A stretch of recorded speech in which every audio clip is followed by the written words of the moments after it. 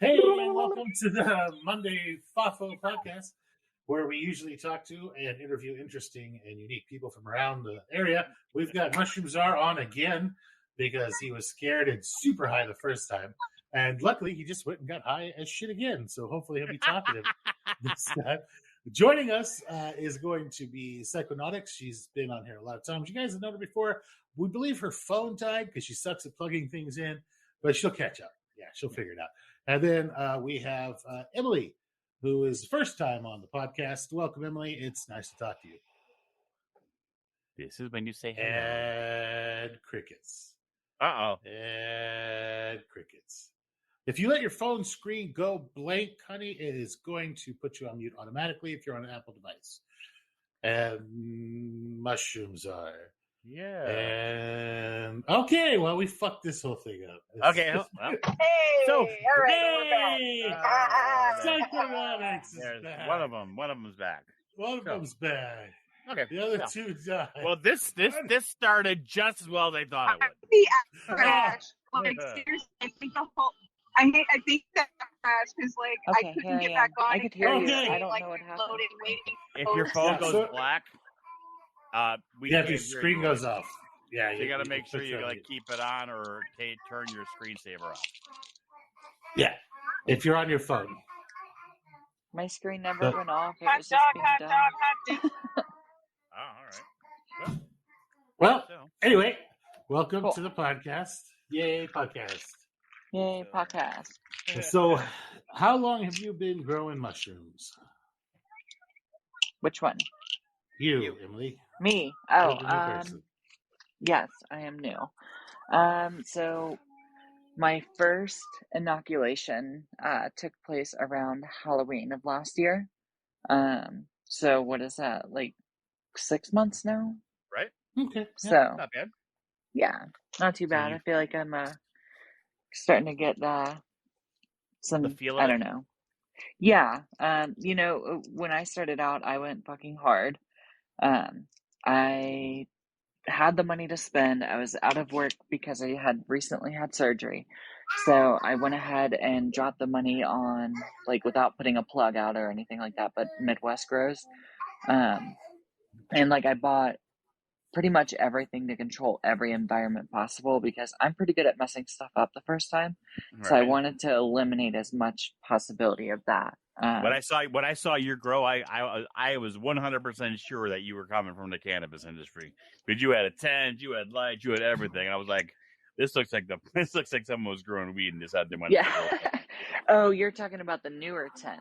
Yeah, Yep. so the newer tent, so my first grow is in that typical flimsy ass Martha tent that everyone gets and it falls apart after like 3 months. Right. So that was my very first grow and I did I think I did like 12 grain bags, 12 BRF half pint jars, and I want to say like 6 or 8 quart jars. So like that was my quote unquote first grow because all of that shit happened in a matter of like 2 days. And I didn't realize what I was getting myself into at that time. But I eventually found out and I was like, oh shit. So that was my first grow. And then when my boyfriend and I were moving, we knew we were moving into an apartment. We knew that we had to be conscientious about smells and stuff like that. So plus with the whole tent growing and where I'm located at between the lack of humidity and fluctuations in temperatures and weather, I wanted to make sure that no matter what the temperature was inside of my apartment as well as outside, that I could keep the temperature and humidity consistent. So that's why I went with that bougie ass tent that you have seen at this point. It was funny because I was nagging his ass. I was still in recovery. So mind you, I still wasn't working. He was our source of income. And I'm like, Robert, I really like this. I really like this. Guess what, Robert? I found more stuff. I added more stuff to that list. Robert. And then finally he was just like, if it makes you happy, you can order it. I was like, wonderful, because I already had his card information and everything. I clicked buy. And he was like, so when do you want to order it? I was like, oh, probably pretty soon. He goes, do you want my card information? I said, no, I've already ordered it. So he was like, what? And that's when he found out that he is never going to give me his card again to order like Uber Eats or anything for us. Smart man. Smart Yeah. man. Yeah. So I think like, and I always tell everybody, like, yes, I've only been doing this for 6 months, but if you see my setup and everything, you don't need that at all. Like, I just did it because I prefer that. But really, like, the simpler, the better. I just went with that because of my situation. So why don't you? What are you doing? You're doing tubs, shoe boxes. Yeah, I run shoe boxes. Yep, Okay. shoe boxes, and then for my grain, I do pint jars. So Yep.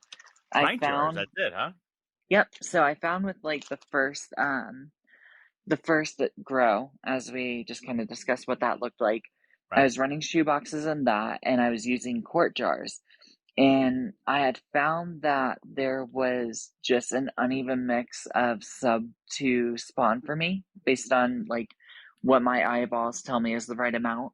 And half the time I was like, the more books that I've read between growing gourmet and medicinal, all the Paul Stamets books and so on and so forth, a lot of them were saying that, you know, the quart jar can actually be divided almost into 3 or 4 shoe boxes.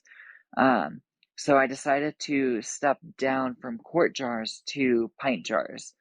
And so now I pressure can my own rye into pint jars, and I get about 18 jars per run. And in turn, you know, I can send a single agar plate to one of those. It colonizes super quickly because it is only a pint jar. And because it's a pint jar, I can also run unmodified pint jar lids. You know, it happens so fast. You just do it upside down, or you just... So what I do is I take my agar plate and I kind of cut it. I cut 2 circles. I cut one about a centimeter back from the edge of the plate, full circle. Right. And then from center plate to that, about wherever halfway is, I cut another circle, and then I wedge it like pizza slices. And I drop all of those in. So I found that if I do that and then make the lid tight and then shake the jar to kind of distribute all those pieces into my grain, the colonization happens super quick. So typically, if I were to, let me just go walk into my lab and actually take a look because I don't want to guesstimate and spew wrong information here. But so on the jars that I've taken a wet or an agar plate and just set it on top. Let's see, this is a good one. So I have a jar that is about 90%, 85-90% colonized that I dropped the entire wedge on March 13th. And then I currently have, let me see here. The most recent jar that I sent was on yesterday. And it looks to be about 10% colonized already. So, you know, it's one of those that by taking the pieces and putting them all over the place, and by putting them all over the place, I should mention, like, I drop them in, I put the lid back on, and I shake it. I'm not digging around with my finger or scalpel. Oh, yeah. Well, yeah. So, obviously. But yeah, so I found quicker colonization that way. Grant you, when it starts growing in the jar, it doesn't look like that pretty picture that you want to take for the Instagram or whatever, where you see the rhizo growth just reaching down throughout the entire jar the whole time. Yeah, fuck that. Instagram's for fucking people that are trying to sell shit. Yeah, exactly. I don't have an Instagram for the record, but yeah. But yeah, so it's one of those where I found it to be faster for me. And I like the fact that I don't have to modify my jars. Well, how many flushes are you getting per shoebox if you're only using a pint? Sure. So a lot of my grows that I started in December, January, those are just now coming to an end. I want to say they started fruiting about the beginning of March. And so, like, with being inside of a tent and having a humidifier in there and everything, I rarely have to do any type of bottom dunk or full dunk. which is super nice. But I would say, like 5 to 6 flushes, to be completely honest. I'd have to go look at my list of weights and all that fun jazz written down, but I would say on average, I'm getting anywhere between low side 100, high side 400, somewhere in between there. So I'd say like an average of like, I don't know, we'll be frugal about it. We'll say like 180 wet, 5 to 6 flushes each time for each tub. So what are you doing for your substrate? I run just Choir, actually. So I do my quick boil method of bucket tuck. I don't want to say it's a tuck. I don't want people to be like, oh yeah, there's something new. That someone's done it before me. I'm almost positive of it. And Bucket it's tuck? just, Fuck yeah. yeah. Well, so what I do is when I need to make sub, I take my blocks and I drop them into, I have a big fermenting pot. So I drop them into that, add a whole bunch of water so that way it's more soupy than it is thick. And then I put it on the stove and I literally boil it for like 20 to 30 minutes. And then I drain it into my sink with like a pet screen, if that makes sense. So I drain it into there, wring it out, make sure it's at the right consistency, and then I throw it into a sealed container or whatever. And I do that until I have a shit ton of sub made. And then I just add water when I go to make my shoe boxes if it needs it. A lot of the times it doesn't even need it. So, but yeah, so I do that. I run just Choir. When I do my shoe boxes, I make my liner, I put in my sub, unpack, I kind of get the level that at this point I've learned is the right amount, drop the sponge jar in, mix it together with my fingers like I'm coloring my hair, and then pack it all down, and then I throw a casing layer of Choir on top of it. So you're actually using layers in your shoe boxes even. Yep, and I run unmodified shoe boxes in the tent. I don't have gasketed sealing lids. They're just your typical basic bitch shoe boxes. And I put those on. I go in there twice a day to mist it. And that's mainly to keep the sub wet initially. After that, it's more so just to allow a little bit of fresh air exchange. But for the most part, between the carbon filter, the exhaust fan, and the fans built into the lights and the shoe boxes not having gaskets, it usually circulates fresh air through all of it pretty well and easily by itself. Yeah. All right. Nice. Yeah. Well, thanks, Robert. That's a decent fucking flush. I was thinking you're going to be on the low. Yeah, it sounds like you're doing pretty good. Yeah. Yeah, I was skeptical when I first got into it. I was like everybody else, I went on to Google and I was like, all right, how to grow mushrooms, and I sat here and search. I actually got lucky. I found a YouTuber, Munchausen, super cool dude, super knowledgeable. Go ahead. I was gonna say no. He's been on here. He's been one of our interviewers. Oh yeah, we had him a little while ago. 1 second. Sorry, I had to take some medicine. Yeah. But yeah, so like I just religiously tuned into his YouTubes and like sat there from, I think in my time zone it was like 8 p.m. to 10 p.m. and I did it twice a week when he was running twice a week, and it was just like, I don't know, I think I lived on there for about a month and a half, and I was asking every question under the sun, and just soaking it all in like a sponge. So between that, eventually finding his Discord, and then finding all of the Discords, it was like I was a butterfly. I was jumping around everywhere, talking to everyone, asking questions. And so because of that, I'd say that I've had some pretty significant luck. And yeah, so it's been pretty nice. And at this point, like with how dialed in I have my tech, I've actually started in another group that I help moderate on Facebook. something that we've started to implement is trying to help beginners. So it's a beginners group. And these are people who haven't even like done anything beyond looking at mushrooms online. You know what I mean?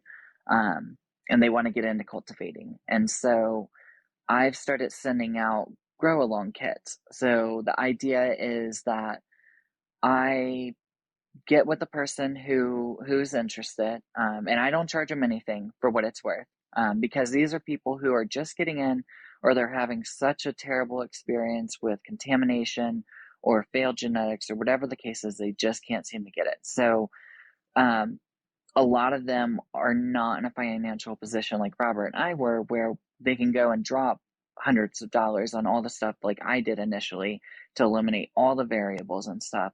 So in turn, what I'm doing is I'm taking sub that I've cooked and pasteurized that I know is clean because I'm running it currently, grain jars that I'm also running, taking those that I've sterilized, run through the pressure canner, and basically I send this entire care package out where it's an unmodified shoebox.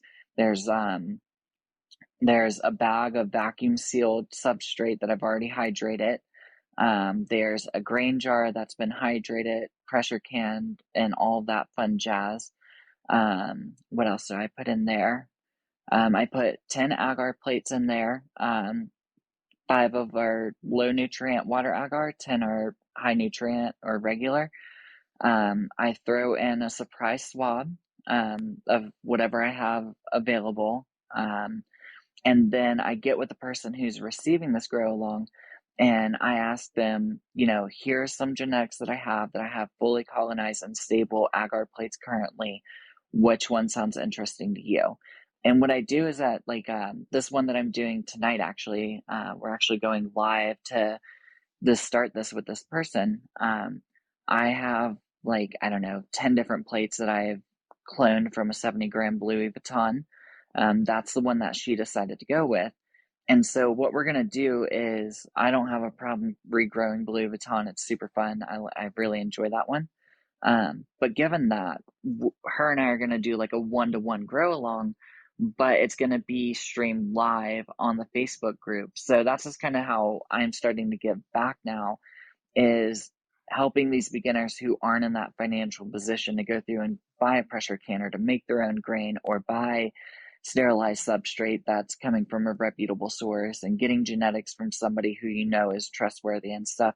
And I'm eliminating all of that for them and basically putting it down to, how good can we get your sterile tech with all of these variables controlled? And then additionally, because you've had such a strong failure rate, like we all know, once you get that first successful grow, the amount of confidence that you get just skyrockets you further into this hobby, this lifestyle. And so that's kind of the premise, is get your first successful grow with having all the controls possibly in place to help you succeed at that, but also eliminate that cost factor for you. So that way you don't have to worry about, not being able to have the proper stuff, the proper clean stuff to work with. So. Nice. Sounds like you're doing good work. Trying to. Doing God's work. Yeah. Doing God's work. Not your God, the other God. That's the other one. But yeah. Excellent. So I know you said you're doing the tubs for everybody, the little shoe boxes. Now, yep. It might be no, you know what? Because then they can reuse the tubs afterwards. Never mind. I was gonna say it'd probably be nice and easier to do just an all-in-one bag and send it out if you already had all the ones already set up. And then, but that would only be a one-time use. So no, never mind. I retract my statement. Yeah. But no, it's funny because I think you and I kind of brushed on that before at some point, and I remember you mentioning that, and immediately after we talked about it, I actually went to the other moderators of the group that are also involved in this grow along project, mentor thing, whatever you want to call it. And one of the girls, she does run bags, and her and I discussed it, and she was like, oh yeah, I can totally make a bag. So that way, if somebody is not in a position to be able to run a shoebox for whatever reason, maybe they've got to put it in a box that hides in their closet, they can't just have the shoebox out and about. she's going to make some all-in-one bags. And we're kind of still in the experimental stages. So like, I sent out this unmodified shoebox. I think the next one we're going to send out either just a grain bag or an all-in-one bag. And we're kind of Nice. going to dial in like what's most cost efficient for us. Because obviously, we don't want to break our wallets trying to do this either. But we also don't want to skimp on anyone either. So we want to find the one that works best and easiest. Well, if you use the bags, it would probably be almost, I don't want to say idiot proof and make it sound like, I'm talking down to people. But if you get the bag and you send it out and they crimp the tops, not only like where you live, like you had to get a tent because the humidity wasn't there. We had that tent, and if everything's field capacity, you're basically, that bag is a tent, and you're never going to have to deal with it until it's time to pull fruits out. Definitely agreed. So we're gonna experiment around, but that's definitely on the horizon for the next one, is to send out a bag, and we're gonna try and keep the variables consistent for us as well, so that way we can say like, okay, same grain, same sub, same genetic, same everything. The only thing changing this time is the medium that it's all grown in, bag versus shoebox. And if one produces better than the other, or one has more blushes or whatever the case is, then at that point we can kind of determine like, okay, this is probably the best route to go to help these people in their first grows have that success with a high yield rate or big fruits or whatever the case may be. Well, yeah, that'd be a plus. What kind of grain are you using? So for me, I run rye. Have you ever tried anything else? I have not. So one of the first things that I learned when I got into this was, when you pick your grain, stick with it. A lot of the time, yeah, exactly. Stick with it, learn it, get good with it. Thank you. And then from there venture out. And so that's why I've been running just Choir and just grain or rye. I really dialed in. It's kind of like my baseline. So that way, if I ever venture out to something else and it completely wrecks or I completely fuck it up, I'm going to be like, okay, that's not for me, or that's not working, or it's going to take me more time to learn this. But I can still work with rye. I know how to do rye and I know how to do Choir. And so that's one thing that I always try to mentor on to other people too. The same thing with the agar. Like there's tons and tons of different agar recipes, depending on what you're trying. Perfect one, and then add something here and there when you are so comfortable. It's like nothing's going on. Exactly. And so that's don't do 5 different grains, 5 different agars, 5 different substrates to see what's going on, because guess what? I don't care who the fuck you are. You're not going to be able to keep track of all those projects, and you're going to fucking up. You're going to be fucking shit up. I know. Exactly. I know. Trust me. Yeah. So shit, I have a hard enough time keeping track of my underwear sometimes. Not the ones I'm wearing, but like the ones in my dresser. But so to keep track of all the different things going on, and like I think you've seen how my lab works. The amount of agar plates that I have on there, just as like a 6-month person, it's one of those where like I went in there yesterday and I found plates from the beginning of March that are growing blobs and pins on it, and I'm just like, oh, okay, well that's normal. Happened. Yeah. Blobs, yeah. So, yeah. I got a box full of collection of plates go way back to years. Yeah. Nice. You've seen my plate collection. I get filled the front of my flow hood like 5 times with different plates. Yes. It's awesome. It's my zen. My flow It's hood. my zen. Honestly, I'm gonna be getting a flow hood soon. But in the meantime, it's like I'm supposed to. So where I'm at right now, and why I've like really been digging into just doing and prepping. Like if people look at my shit and they're like, "Oh my god, you have so many agar plates." Like I think last weekend I poured like 250 plates, and then I also made another 18 pint jars, and everyone's just like, why do you have so many? And I'm like, well, first I do work a lot of genetics and make a lot of transfers and stuff, but more so than anything, like right now, I'm scheduled to have surgery tomorrow. Now I was supposed to have surgery on Friday. Shit got messed up with the OR, so they moved it to tomorrow. So with that, over the next month, like I'm not going to be able to lift 10 pounds. So I'm just like, all right, well, what Time to can make I 5-pound do? bags. Yeah, exactly. Exactly. So everything that I've been doing is just kind of like prep work. So over the next month, I'm like super excited to dig in and do as much mycology work as I can because, with my normal 9 to 5, it's like I have a couple hours in the afternoon after an already 10-hour day between work, waking up, getting ready, etc. So it's one of those where like I'm excited, but I need to get a flow hood at this point. I'm fairly certain of it because I feel like I'm going to start going through over these next 4 to 6 weeks, like 200 plates a week. So it's, That will definitely help. The open air transfers, everything else. Yeah, there's mhm. nothing.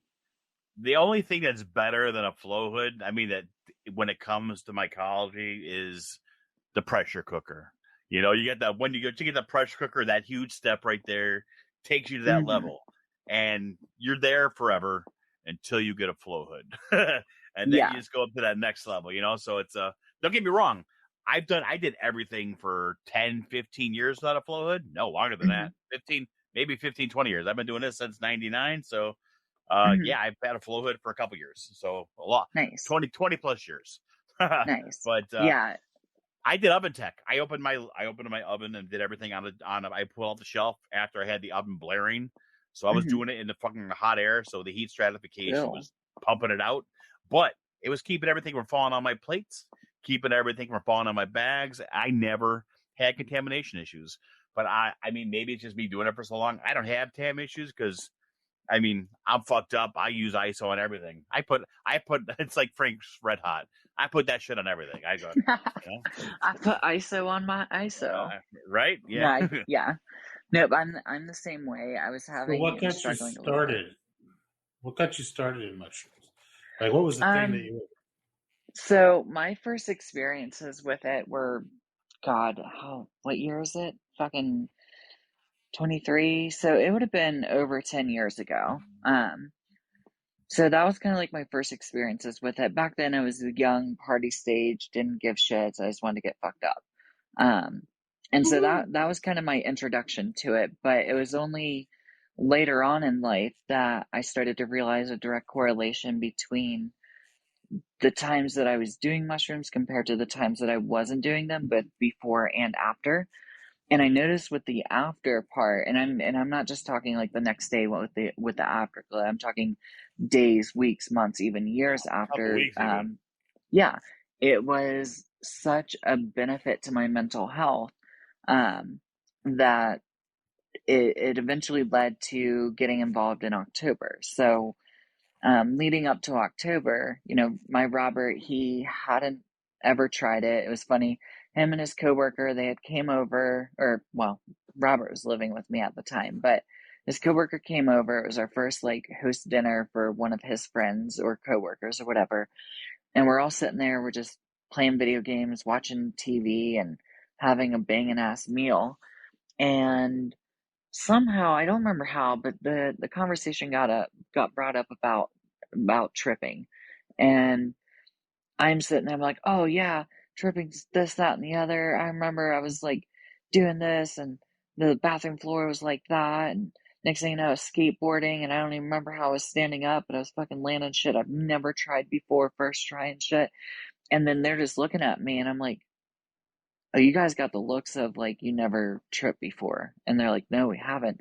And so like literally that night after his coworker leaves from having dinner, I think he left around 10, I hit up one of my friends that was a history lineage, doesn't matter. I hit one of them up and there's like, yeah, sure. And I think like 2 o'clock that morning, we finally were able to get a hold of some.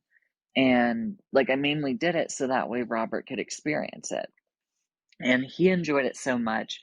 And the preceding like week, 2 weeks afterwards, there was such a change in his mood and emotions and shit, and for the positive, that we both agreed that it would be worth putting money into doing this. So that way, instead of calling somebody up and spending, $100, $200 a fucking week to be able to do this.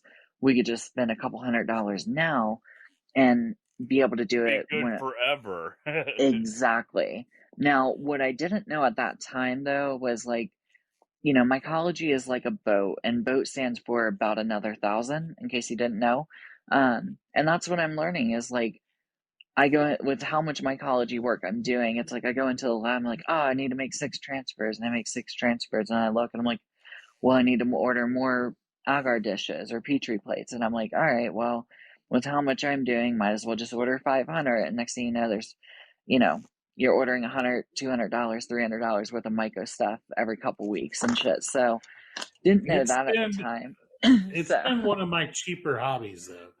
Like for sure, overall, yeah, yeah. because like try owning a horse or some shit. It's fucking mycology's cheap Oh yeah, definitely. I comparatively. will 100% agree. But yeah, so that's kind of what pushed me into it was for my mental health. My history with mental health, I'm diagnosed major depressive disorder, recurrent, severe. I'm only in current partial remission at the moment. With that, it's, I don't know, it's still hit or miss. Like my therapist still wants to go throw me in a hospital. Like we're waiting to see how I feel a couple days after surgery. And like if things aren't that great, then she's gonna put a 72-hour hold on me. So like it's still pretty prominent of how severe it is. I also suffer with anxiety, PTSD, and insomnia. And this is shit that like I've dealt with my whole life. Like I think my first suicide attempt was somewhere around like age 7 or 9, somewhere in that ballpark range. My first hospitalization happened when I was like 11. I've been in and out of like psych hospitals my entire life.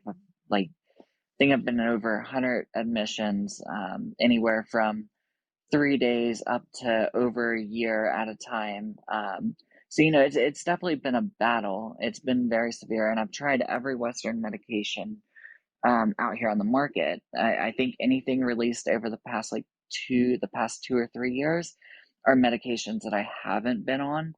But up till like basically 2020, every medication on label and off label for psychiatric order illnesses I have tried and been on at some point in my life. And so right now, like I'm sitting here, I've got 1, 2, 3, 4, 5, 6, 7, 8, 8 different medications I take daily. And that just barely scrapes the surface. I did find some solitude and ketamine treatments. I started doing those late 2021. It was like the end of December of 2021. Between those medications and the ketamine treatments that I would go into my doctor's office and do, I just don't want people getting the idea that like I went down the street and I'm getting some ketamine from somebody and I'm like, yeah, that's my treatment. No, like I go into the office, they do the DSM-5 bullshit, they blood pressure, temperature, all the fun jazz, and then they administer it and so on and so forth. So I started doing those. It was either that or go back into a hospital for like 6 months and go under electric convulsion therapy again. And I really didn't want to do that. So I was like, let's try ketamine. Let's just see what happens. Because that was fairly new. The FDA didn't approve intranasal for treatment resistant depression until 2019. And so it's still fairly new in the market as being an available resource. I was doing intramuscular for the record. That's why I had to go into the office. But nevertheless, I had great success with that. But I knew right before my surgery last year and kind of like the months leading up to it and the months afterwards that the insurance that I had, I was paying buku dollars for out of pocket. I knew that that policy was going to come to an end because I was going to be getting new insurance with a new company that I currently work for. And so with that, I knew that the new insurance was not going to, well, they might cover the treatments, but the facility that I went to, they don't bill private insurances. So I knew that I would eventually not be able to do the ketamine treatments anymore. And so knowing that, I wanted to find an alternative method to do the same thing as ketamine and still complement my regular Western meds that I take. And so digging into like the research and the biochemistry of everything and whatnot, that's when I found out that, you know, Uh-oh. Your phone died. Or did Or mine? the screen went black. No, it's just theirs. I think the Right. screen went black. Try waking your phone up, sweetie. And I can only say, Czar, where you at, buddy? I'm here. I haven't been Ah, on here. He's alive! Oh, Shit! word. Ah, He's alive. 35 minutes What up, in. Tony? There he is. Jesus, he's alive. Oh, she died. She died. She's been a good person to interview. Right? I told you. Yeah, that was amazing.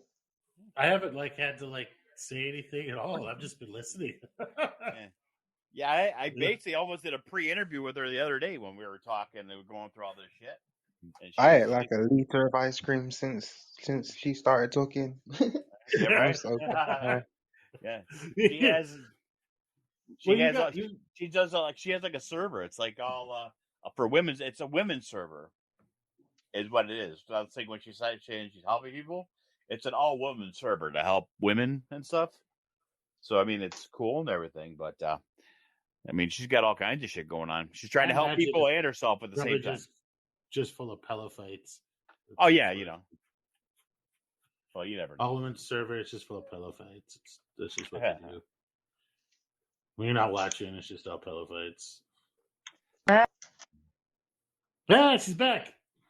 There. Oh no, I went off screen and then I forgot about they cut me out and stuff. So yeah. Anyways, what you missed was that ketamine and psilocybin work very similar in the way that it works in your brain. And that's what drove me into mycology was I needed to have something to complement my Western medication once the ketamine treatment's ended. Have you tried the? I mean, I know a lot of people say after you do a macro, and you can start coming off of other. Are you trying to wean yourself off your other stuff, or are you just trying to use it in? Okay, use it at the same time. Okay. Yeah, I'm sorry. Yeah, not yet. So right now they go together. And the reason why I say not yet, and I think this was what was cut off when I was reading whatever. So the reason why I'm not coming off of them just yet is when I'm just on my Western or Westernized medication, I should just say my psych meds. I don't know why I keep saying Western medication. I guess it helps differentiate, I suppose. But anyways, when I'm just on those, it works, but in a sense where still every 2 to 5 weeks, I'm usually back in the hospital, and most of the time it's from a severe suicide attempt. So with just Western medication, I'm in the ER getting my stomach pumped or getting stitches or whatever the fuck I tried to do, and then going back to the psychiatric hospital for anywhere from that short 3-day stay to 3 days to 2 6 weeks. months. Yeah, exactly. 3 days. Yeah, I put many people on those. Yeah, exactly. So, and it's one of those where it's never fun, but it's at that point where if that's what you need, that's what you need. And I'm perfectly willing at this point in my life to be yep, that's the level I'm at. Let's fucking go. I've been working way too hard to end up back in the emergency room because I've already tried something. I'd rather go hang out with my support friends that are professionals in a locked facility and not be able to wear shoes because they have shoelaces. If that's the difference of being here or not, totally fine, but whatever. So, but with just Western medication, that was the cycle that I was going through. So right now with the way that the ketamine treatments were working and now switching over to psilocybin and macrodosing and microdosing, it would be the equivalent for me with how long I've dealt with all this in my life. It would be the equivalent of getting on an antidepressant, feeling good after, a couple weeks or a couple months and be like, oh, I feel great. I don't need this anymore. And then you abruptly stop. It never works out. Exactly. So I think, I still need a couple years of the combination of the two. um, before Well, if I you're start. taking anything that's going to regulate your dopamine receptors, your body's going to get used to that and stop making as much dopamine or regulate its own dopamine. So longer you're on the Western medicine without looking to either wean yourself off or fix the underlying issue, the more it's going to require, the more meds it's going to require to take.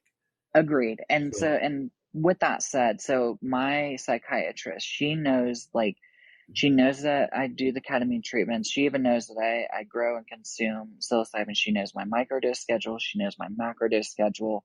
She knows all of that. And she is super experienced. I don't know how I found the psychiatrist that is experienced as much in all of it. I'm thinking she probably does it too on her own. Most but professionals do now. It's crazy. Yeah, you'd be Yeah. surprised how many of my fellow doctors and nurses do it. Yeah. But so with that, she's helping regulate the Western medication in comparison to doing check-ins with me and following up with okay, this is how much you've been doing. This is what you're doing. And we regularly order once a year gene site testing. So what gene site testing is, if for those that are unaware, it takes a DNA sample, you send it into a lab, and it pretty much goes through and it kind of figures out what medications, maybe not brand name, but family of medications that would work good for you, which won't work good for you, and what just won't work at all. And so with my mental health, the typical antidepressant with a mood swing stabilizer, that's typically the route that psychiatrists like to go. And we found out that after doing the gene site testing, that the typical mood swing stabilizers like Abilify and shit have absolutely no effect on me. And so doctors could never figure out why. They're like, oh, I don't understand. You're on this much of this antidepressant, and you're on this much of this medication, and you're just having no results whatsoever. And that was why. So I love her to death for ordering that. But now that we've been doing the ketamine and the psilocybin dosing, we order that once a year to kind of reevaluate and recheck. And we've started to notice the levels of certain family of medications that I need to take, they're starting to decrease.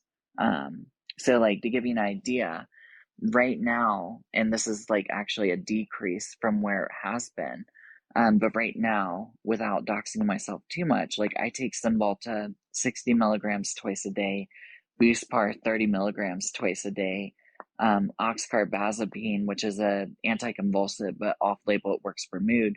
I take 900 milligrams of that twice a day, trazodone 200 milligrams at bedtime for sleep, and then prazosin or prazosin for PTSD, I take 10 milligrams of that for bedtime at sleep. And if you're not familiar with all of that, cut those in half and then cut those in half again. And that's usually the range for most people for those dosages, so it's insane how my metabolic rate with all of these medications are so astronomically stupid.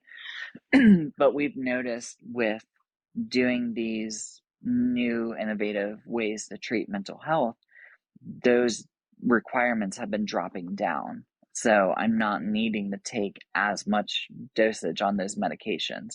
So the eventual goal is to continue stepping the medication down and maybe come off of it at some point. But for now, it's, new antidepressant syndrome, where if we were to start tapering it down now or completely stop, then it's going to end up being one of those.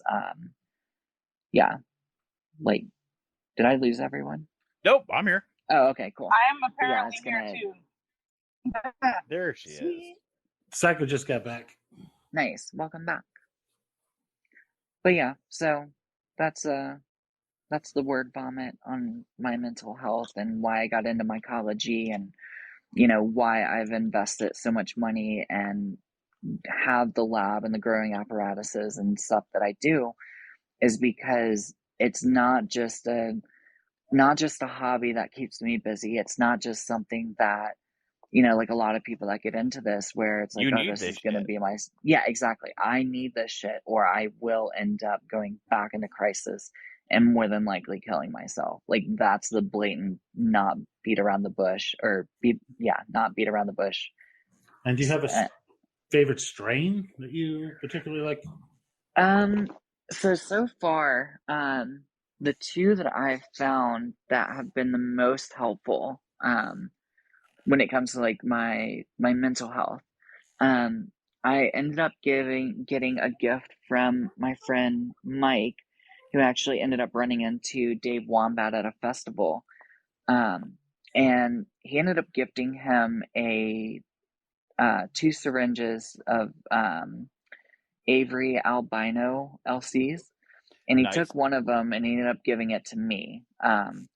And I was like, this is when I was first getting into it and almost didn't know anything about cloning. And luckily I learned as like the last fruits from the last flesh on the last tub we're producing. So I cloned it and I'm getting ready to send it back to substrate at this point. But I found the Avery albinos are phenomenal, just because they have, as I say, a rainbow shimmer to everything. It's like I a find rainbow metallic shimmer. I call my whenever I've heard about people doing Avery albino, it's like Hmm. you're living in the Wonder Years. Exactly. Everything looks weird, and everything looks like you're in the 80s. That's the way I explain it. But I know exactly what you're talking about. Yeah, and it's just it's a really feel good fruit, like Shiny, everything happy people. exactly. And it's so good. So it's like, knock on wood, I haven't had a bad trip on Avery's. You know what I mean?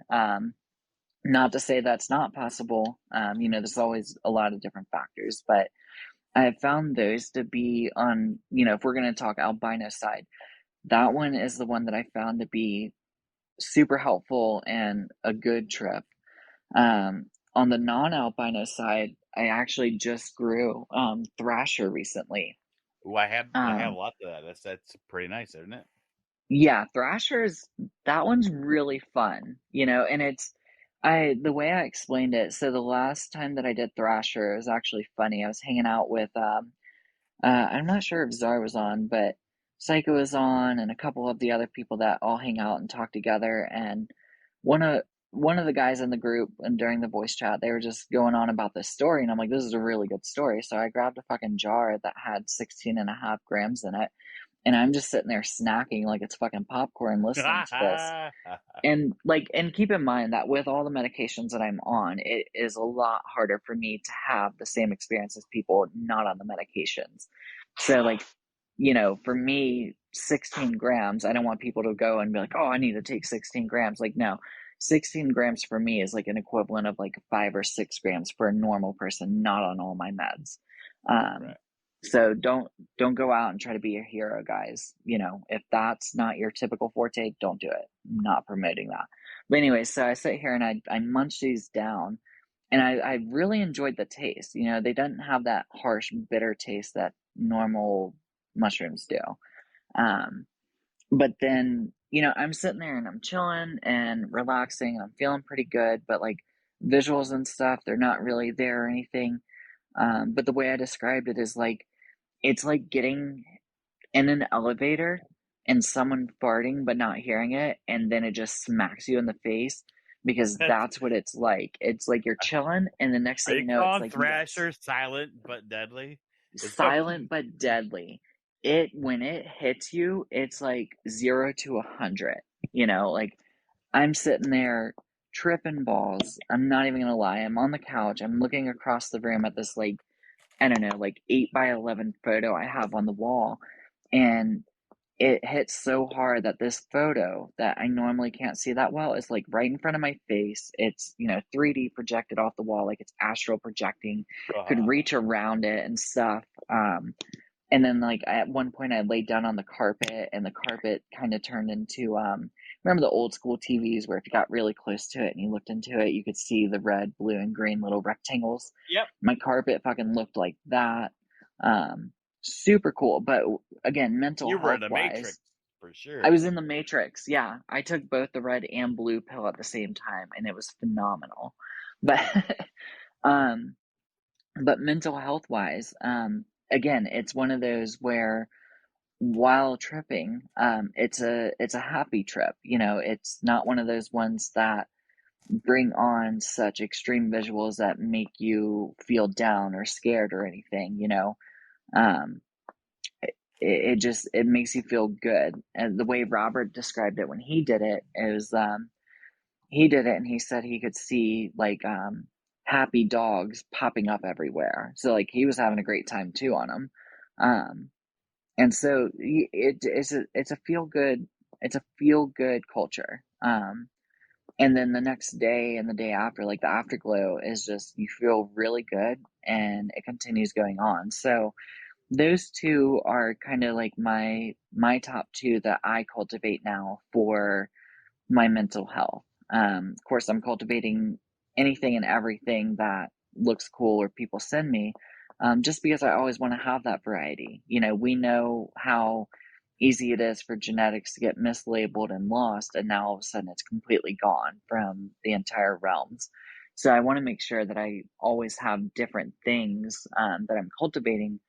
That way, if I ever lose Thrasher and can't find it, or if I lose Avery Albino and I can't find it, or whatever the case is, you know, I do have other options to go back to. I suggest ODPE. You should try that Okay. one. But I have yes, not tried that one, but I will look into it. Yeah, you need to go ahead and It's a fun one. It grows really, really well. It's pretty resistant to, you know, pretty much everything. It's a beast. And it's very, very visual. Nice. The laughs make it seem like a great foreshadow. Well, no, it's because I've been working on it for a long, long time. So mine is like, I don't know what the word I would use. Not normal. Let's just say, not to say it's not normal. It's super awesome. I'll just say that. But nice. No, it's definitely awesome. I'll send you a plate. Nice. Yeah, it's good stuff, man. One of my favorites. Okay. Definitely. Yeah, I'll definitely work with that one. Nice. So, what else we got? What else do we got? So, talked about that. We talked about that. Well, you got all kinds of shit going on. I mean, what's going on with your server? I mean, I know you said it was like you have like a woman's only server where you're trying to help them. Yeah, so it's actually a Facebook group. Wait, what? No one will. Oh, I was like, oh, she's talking to her babies. So I was like, I haven't. Anyways, so it's a Facebook group. It's called Beginners and Ladies of Mycology. And the whole premise of it is for all of these new women getting into mycology. Is Czar sleeping? Is Czar sleeping? That's what it sounds like. Is he snoring on the air right now, Czar? Absolutely not. Yeah. He passed out. I think you need to speak. Czar, you're never living this down ever. I'm making you into a meme right now. He passed out. Well, he's over there. You're just saying he ate like a pint of ice cream or a liter of ice cream. That was awesome. Like, damn, I'm sorry my story is so boring, bro. Sorry, buddy. Am I not entertaining? Are you not entertained? Yes. That's great. Thoroughly. But, all right, continue with your Facebook page, please. Okay. So, Stupid, by the way. Facebook's stupid, by the way. It is. Yeah, you know but I will admit this. I would recommend getting off of Facebook only because it's just all bad. I mean, nothing good is ever going to come from Facebook from you being out there. So, okay, so it's funny. I have not had Facebook for years and years, and then there's a podcast that Myco Geeky did. It was the High Fae Not Husbands podcast, And I ended up being one of the few that was able to get a certain swab set from Susie with Nikki Maiko. Excuse me. And when I received that, there's a little thank you note in it and everything, and it indicated about a group that her and Missy from the Mushroom Oracle, not the server, but the shop, Right. there was a group that they had, which was just ladies of mycology. And so the only reason why I even have Facebook, I created it just to go into that group to kind of see what was up. And then by being in that group, I met, excuse me, I met the women that also moderate and admin the group that I'm referencing at this point. Right. I met them there. And then just because of some discontent issues, a few of them broke off and they asked me to come moderate with them on that page. And so I'm still in both, but that's pretty much the main reason why I'm on Facebook is for those two groups. Somehow in between those two, I got invited to this other group called How to Do Drugs Like an Adult. It's promoting a book, and that's the name of the book. But for some reason or another, the guy who's in charge of it, he was like, you're really knowledgeable about mushrooms. You're now the moderator and group expert on it. And I'm like, how the fuck does this keep happening to me? Like, why does everybody love me so much? But I'm cool with it. But so anyways, back to your question. It's because you guys have boobs. If you have boobs, you become a 100%. moderator immediately. Yeah. If you're in there, because everyone's like, Right? oh, I'm not a fucking monitor of anything. Me neither. I'm like, matter of fact, but I know someone will join in 2 days. And they'll be like, hey, I've got some tatas. And they're like, hey, you're the new moderator. Sick. Like, what the fuck? I've been here for 3 years. Yeah. It's funny. But, not that I'm responsible enough to be a moderator by any means. But, 100%. Agreed. No. But on the bright side, you both could go get breast augmentation, and then boom, you become moderators overnight. That sounds like a lot of work. Sounds like a lot of work. Deadpool, if you get tits, I'll make you a head tomorrow. Now he's awake. Now that we're talking about men's with tits. Yeah, there you go. Bring up boobs, and it all comes back. Someone say titties? Titties. Boobies. But yeah, so no, but all right. So sorry. Yeah. Sorry about that. That's you said boobies. No, you're good. Oh, wait, hey, I'm right. Look, I am 100% proud to say this. The surgery I'm having tomorrow is getting bigger boobs. Like, so boobs are like, but yeah, so with the group, so the whole premise of it is really, it's almost like a mentorship group. But it's not like it's not like a tattoo apprenticeship where you have to go in and try and get accepted as an apprentice. It's meant to be there for beginners of mycology and for women of mycology to come in, have the non-toxic Reddit spaces of overzealous guys. You know what I mean? Like, what's wrong with Reddit? Don't even get started on Reddit. Reddit is horrible. Yeah, I mean, it's like the shroomery. It's like the new shroomery. But I'm fucking with you. No one. You can't be held liable on anything on Reddit because nobody knows who the fuck you are. At least on Facebook, people can put a picture up of their fucking ex-girlfriend and pretend they're a woman, or whatever the fuck they want to do, So I mean, like me and Farrell were just talking about earlier. Half the people that are on here pretending to be girls are actually men, just trying to get free genetics. So, I mean, when you're on a server and you got the girls with a nice little picture of a fucking puffy fucking pink anime thing, you know who I'm talking about, jukebox. But,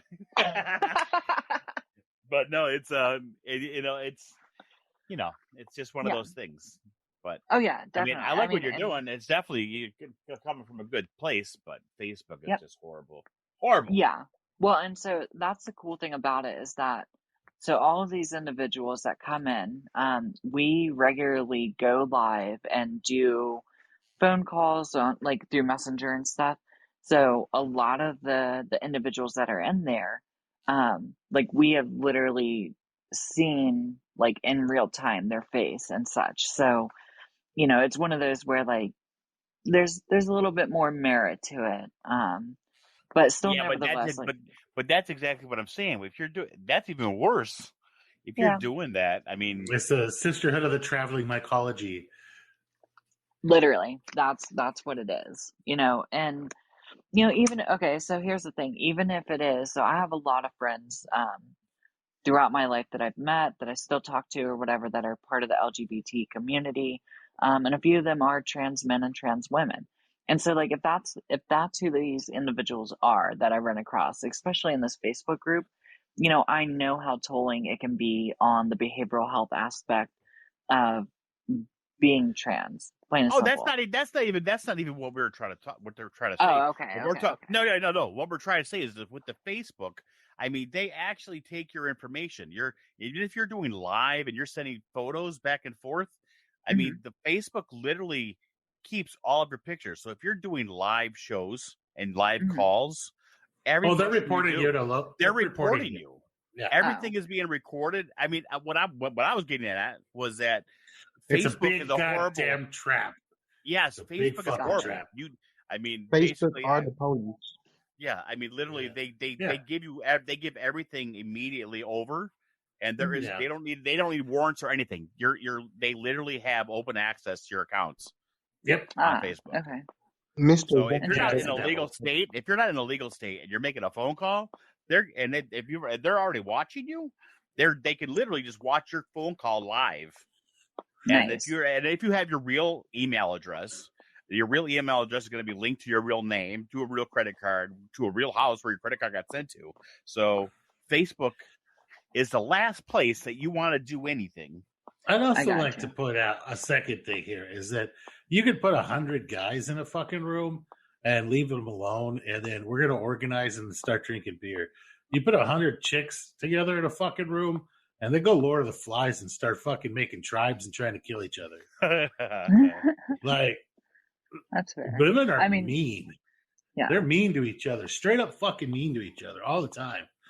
Like, they might not be mean to each other's faces all the time, but they're fucking mean to each other. That's why my favorite movie is Mean Girls. Oh boy! Oh boy! Yeah. It's a true story. It's factual. It's so fast. Is that the one with the lady that liked to steal underwear? The redhead, the English lady. What the hell's her name? Lindsay Lohan. Yeah, Lindsay Lohan. Yeah. That's her. Yeah. Okay. Yeah. Okay. I kind of remember that one. Yeah. So I mean, on the bright side with the going live stuff or whatever. So a lot of the times, so I'm in a decrim state, so right. I'm kind of okay. So there is that. It is a private group, so it's not like it's just all willy-nilly out in the open publicly. And then the last part to it is that we try to be coherent about what exactly we show. So like obviously we're not showing fruits on dehydrators and shit like that. Just because like we don't want it to be any type of promotion of like that part of it. Are you guys ever talking about shipping or sending things to each other over state lines? No. Okay, good. Yep. Nope. Just making sure. That's a big one. That's a felony. That's a big one. Yeah, exactly. Yeah. That's international. That's not cool. Yeah, exactly. Yeah. Yep. So, but yeah, so it's stuff like that. So we try to be very cognizant of that and aware. Just for P's and Q's and keeping it within the checks and balances of what it needs to be. But yeah, so again, the whole group is just to have these experienced mycologists that have been doing this, like the main admin of the group. She's been doing it for like 30 years. And so there's a lot of good information that she puts out. Like the way that I learned how to do Indigo. Okay. If you're familiar with her. I am not. Okay. Nope. I'll have to I'll have to message you and whatnot. So she's fairly knowledgeable, super cool. Like the way I learned how to do my rye grain method and everything came from her, and I've had nothing but success from it. I love Like rye. I've had, Rye is my favorite. yes, so I've had better success with that than some of these like super bougie mixes that you can buy online from vendors. I like and shit. sorghum too, though. Oh my God! Don't even start, Psycho. Don't even start. She likes sorghum today. 3 days I do ago, she oats. loved popcorn. 3 days before that, she loved oats. 3 days Oats. before that, she loved birdseed. 3 days before that, she No, loved no, coffee grain I mixed don't like with fucking birdseed. cat That's shit. too much work. No, I'm just kidding. But that's because you're doing the pick one, fix it all up, make your shit fucking dialed in, and then add something. So you're getting your game correct. I got you. Exactly. Yep.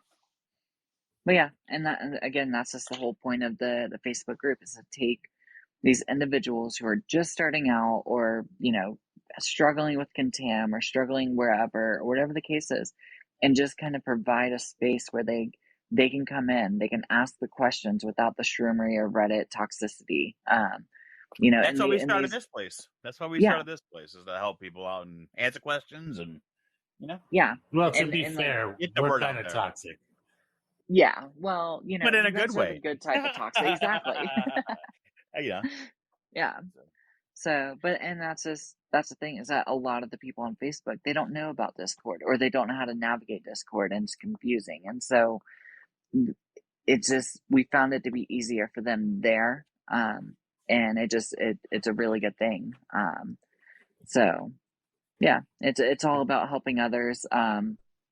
We've talked about, like, we have a trader's place or whatever, where, like, it's not out in the open or anything, but it's, you can get on there and say stuff that you have, stuff that you're looking for, stuff that you're giving, and then So- the details of that are taken one-on-one elsewhere. They're not out in the Spores. open. But remember, spores are legal. Spores are absolutely legal, except in a couple states. So that's So fine. you're saying a lot of your members aren't smart enough to navigate Discord. That sounds like it'd be difficult, because it's hard enough teaching people on Discord at times. So imagine trying to teach people that aren't smart enough to get onto Discord. I don't know. You are doing a service.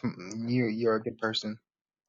Yeah, exactly. And well, thank you. I appreciate that. And that's the whole premise of it, is like Well, half the mycology people as in the world are dumber than the other half. So well, yeah, I was gonna say, they say that, like, they say half the world is below average IQ. So literally half the people you meet are actually dumb. So well, we like to refer to them as NPCs, because there's no fucking way that those people are, like, actually alive and own cars and have jobs without there being some giant computer program that steps in and saves them from time to time. Basically, the agree. majority of the Facebook populace. But yeah, so, and that's what it's about, is helping these individuals that, where mycology is already hard enough to begin with. Is this really to give them all the information possible, give them the best chances they have at having a successful grow. Because the first one is, like you said, the first one's the most important, because Yeah. most times, whatever happens with that first one, you either love it or you quit. Exactly. That's usually how it works. So if you get all that help in the world, you get that first grow, and you get a couple So fruit, you're like, oh, man, basically- this is the shit. So you're basically saying that growing mushrooms are like a hand job from a stranger? Absolutely. Only if it's the left hand and they've sat on it and it's numb. So that way it's not gay. See, Stranger the stranger. Yes, I sit on my hand. Yes, I actually sit on my hand, but upside down on a fucking iron chair with the grating. So it's not only a stranger, but you get the hand ribbed. Yeah, it's ribbed for my pleasure. So That's fucking awesome. yeah, He likes to call it the Those waffle guys are maker. good time. The waffle maker. Yep, the waffle stranger. The waffle danger. stranger. But yeah, Waffle danger. Yeah. Okay. I see. I put it together in my head. It took me a second. all right, you got the visual. I got the Sorry. visual. I apologize in advance. That's okay. Can I use You're steam the rolled good. barley? Have you guys ever used barley. What did you just say? What did you call my mom? What you call my Steamrolled mama? barley? You can't use steamrolled barley. Steamrolled barley is actually That's broken just- grains. Well, come on. At that point, it's just fucking oatmeal. It's just going It's to turn to oatmeal. oatmeal. Yeah, if you Yeah. use that, because when they steamroll it, it's basically crushed. And if it's Well, not, the steaming, the purpose of steamrolling it is to break down the starches and partially autolyze the starches. You use steamrolled barley a lot, or steamrolled oats quite a bit, in order to make like really good cheap whiskey, because the starches are already broken down. They're partially cooked. They're easy as hell to at that point just convert the starches to sugars. But if you cook it, if you add hot water to it, you're just going to turn it into a mush and a giant fucking brick. I mean, you could probably make a decent adobe house out of it. It definitely make a good glue. Definitely good Yeah. glue. Yeah, almost as good as like horse glue. They used to make glue a long time ago, like back in the Little House on the Prairie days, from steamrolled oats and steamrolled barley to hold Bibles and shit together. So, yeah, I mean, you could, but no, fuck it. God damn it. Now I'm curious if I could even make a mush for that mushrooms would grow in. I can't see why not. As long as you don't let a ferment get the alcohol in there, it'll be fine. You'd have to make sure it was rinsed mushrooms well. really definitely don't like alcohol. Rinsed well, put with some perlite or vermiculite. I bet you it would work. But you would have to be you would have to have it steam sterilized, no water. And that'd be it. You wouldn't be able to soak it or it'd be ruined. So you would have to put it with perlite or and it had to be coarse. Because you know what? I would probably do it with hydrotron, honestly. Like the expanded clay pellets, just mix it 50-50 with that shit and just grow straight in it. That would work. Yeah. That would hold your hydration pretty well. Could you use it? Yes. Is it going to be the largest pain in the ass you've ever fucking dealt with and turn everything it touches into glue? Yes. I don't think it's worth it. Definitely not worth it. But I think. And why would you want to buy it? It's more expensive. No, I'm at the feed store. It was like over here next to the other stuff I'm looking at. Oh, dude, there's so much weird shit you can get at the feed store to grow on. While you're there, pick up some alfalfa pellets. Damn it, it's really good. I'm doing that. She's already got them. Yeah, good, excellent. Well, I have some, but I think I'm gonna get some more, like the cubes. Cubes? Yeah, well, the alfalfa cubes, whichever was cheaper. Alfalfa cubes just means that it's pressed in larger flakes. It's perfectly acceptable. Mushrooms don't give a shit if it's in tiny little granules or bigger flakes. They grow just fine on it. I've done grows where it was like 75%. No, cedar has oils in it that kills everything. It's antibacterial, antifungal, anti-everything. You want hardwood. Hardwood pellets. Yeah, hardwood. No pine. Like barbecue pellets. Cheap-ass barbecue pellets work really well. Yeah, I grabbed some of those. You can grow your Herculinum. You can grow lion's mane, stuff like that on pine. Yeah. I can? But yeah, you can. People do it all the time. The problem is it's going to taste weird. And it's from the oils. You don't do it on pine. They'll grow, sure, but you won't be able to eat them. Yeah, they're going to taste weird. Will they grow? Sure. You're like, I wanted to make a great lobster roll with my fucking lion's mane, but now it tastes like I'm eating fucking Christmas? Medicine. Yeah. It's like, this tastes like fucking Rumplemans. What's going on? Yeah. And it leaves a burning sensation. That's the turpentine. But mushrooms. Remember, you want to be careful of what you grow them on, because they're super good at concentrating any sort of toxins in themselves, kind of like little poison dart frog bastards. So, got to be a little careful with them. Well, I got the alfalfa. I got the hardwood pellets, the barbecue pellets. Yeah. So I use just cheap ass barbecue pellets. Those are the ones that I use, and then alfalfa cubes the alfalfa cubes. The trick to hydrating them is boiling ass water, like hot as shit, because they're squished so hard together that they won't expand in just cold water. You can drop them in there and come back the next day, and they're still solid in them. You can't do it. Feed corn works good. Like deer feed corn works fine. For my grain? What the fuck are you talking? Feed corn. Yeah, feed corn. Feed corn works fine. She does not need any more. She does not need any more options. She's got like 12. Chicken scratch works great. Oh Jesus! I make tons of shit out of chicken scratch. He's like, you should get some clay. You should get some clay pellets and some vermiculite, and you can roll that around and some clay. So chicken scratch is universally amazing. Okay, so if you're talking about like the Tractor Supply cheap ass chicken scratch, it's like 4 grain, right? It's got wheat, corn in it, some millet, and some sorghum, and that's it, right? It also makes a really decent like Kentucky style bourbon. But if you use that, they don't. I've done it a couple of times, and they don't come out the same because every one of those, it's made differently. So if you do it, you have. How am I trying to say this? It's all cracked open corn. It's cracked open corn. The Right, corn's cracked open, so it's all the pieces are about the same size. So you just fill your pot full of hot water. You ferment it for a couple of days. And ta-da, because I always ferment everything. I'm not talking mash. I'm talking. Never mind. Yeah, so I do my grain prep. I ferment my grain.